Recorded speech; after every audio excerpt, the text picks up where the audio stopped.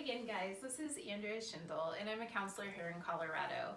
And my husband and I were talking tonight about something that we believe will help parents learn how to identify a good therapist when you are searching for your child.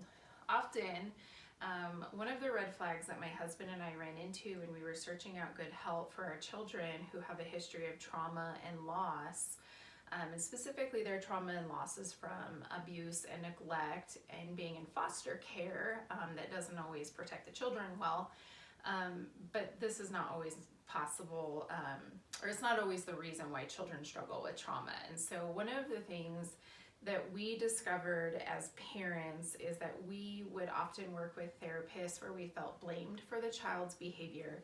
We would see outrageous behavior, stuff that you almost couldn't believe until you were living it on your own, mainly because the behavior doesn't show during the session in the office or even when the therapist comes to the home. So often we would come to these therapists with these very wide eyes. We were exhausted and burnt out, and the child would present very calm and almost kind of confused as to why we were upset. So one of the red flags was that the therapist would kind of look at us like we were really making a big deal out of things that needed to be not a big deal, which is not true.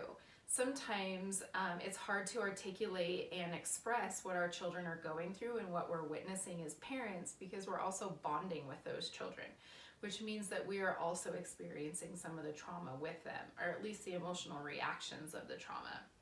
So when we did find a therapist who was qualified and able to work with some of our children, we experienced that the therapist could see the bigger picture and didn't make us feel like we were to blame for our child's raging, some of the outrageous behavior that we saw, like smearing poop into the walls or putting it into the heater vents or peeing on our laundry or stealing things and hoarding food, raging for hours on end, becoming violent with our other children or with our animals.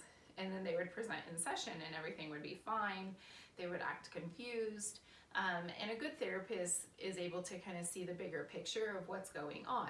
And I think looking back now, years later, I think what was really healing for us was when the therapist really let us know that she understood what was going on and could guide and lead the trauma healing versus my husband and I constantly feeling like we had to explain or guide what needed to happen in session with our children. So that was really big.